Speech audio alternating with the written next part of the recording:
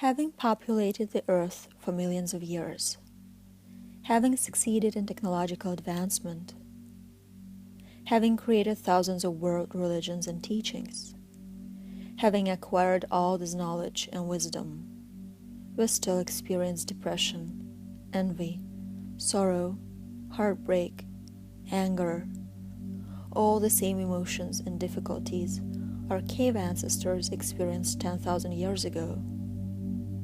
We are still unhappy and unsatisfied on a seemingly never-ending quest, both within and without, for the meaning and the answer. Why? Why is it that we still haven't found solace for our eternal human struggle? Why are we still suffering? Because all suffering in the world springs from the false self-identification that we are individual. But we refuse to tackle, confront, or challenge the collective false belief that we are separate, that we are ourselves and our own egos only, when in fact we are all literally one. And if we are one, that which we see as external is in fact internal. If we are one, seeing is creating, and cause and effect are one too. And there is a loop from within to without and back to within, because within and without are one. And that means that the way we perceive things is the way we create them.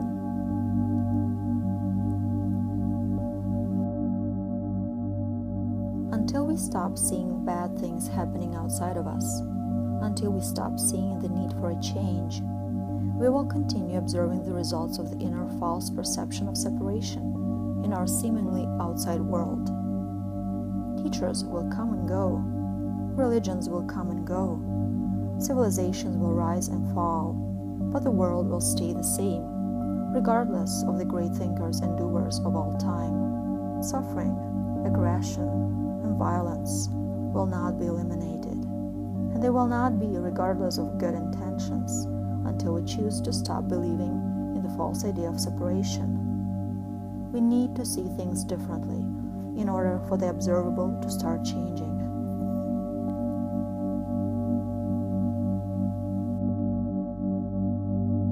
So let us adopt the new conscious vision of a united consciousness with no opposition or separation. We need to see what we wish to create. We need to see union where we have perceived separation. We need to see health where we have perceived disease. We need to see life everlasting where we have perceived mortality. No belief is necessary, only a change in perception. For the way we see anything is the way we create it. It is in the eyes of the beholder that creation is taking place. As we are beginning to grasp through quantum physics, the observable is one with the observer. You cannot observe the other without that other being affected or created by the mere fact of your observation. Both are one. Cause is effect, and effect is cause.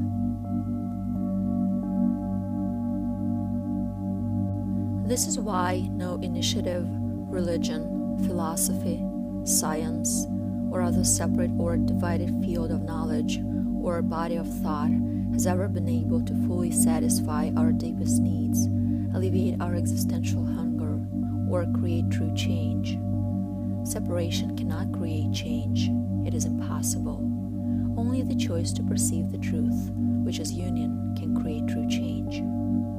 We all are one body, one mind, one heart. I am not a separate person who thinks differently from you. These are your own thoughts, the echoes of your own choices. I am but a representation of your own readiness that arises to the surface of the seemingly collective yet at the same time individual choice. The choice we haven't yet made. A choice of ontological union.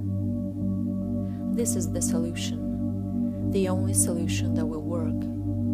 All else has been tried out from the beginning of time. Are you ready to make this choice? Am I? Or do we still resist? And what is this resistance? We feel the resistance of separate identity, the ego that screams that it wants to be unique, individual, more accomplished, more talented, different from the rest, acknowledged for its intellect, wit, and beauty. Your resistance thinks that it is craziness. Do you think violence is not craziness? Do you think in a modern, abundant world where food is thrown away, the people dying from hunger is not craziness? Do you think that people being killed every single day in this world is not craziness? That which we see everywhere around us is the epitome of our human craziness. And if so, why not adopt a new understanding and go crazy together in a different direction, a direction that will finally bring us peace? Envision the world without the ego ruling, when all of us see each other as parts of ourselves. All the violence will be dropped, all the competition will be dropped, all the envy, all the anger. Isn't that what you want for us all? Evolving as separated individuals is a dead end. Evolution isn't allowing us to take sides anymore. It clashes the borders, territorial, gender, racial borders.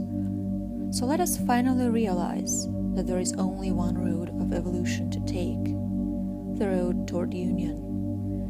The time of division is coming to an end, and we are entering a cycle of merging. Do not resist, for there is no one to resist but your own self. Do not hate, for the hate is yours and yours only. Do not doubt, but if doubt arises, remember Schopenhauer's words. All truth passes through 3 stages. First, it is ridiculed. Second, it is violently opposed.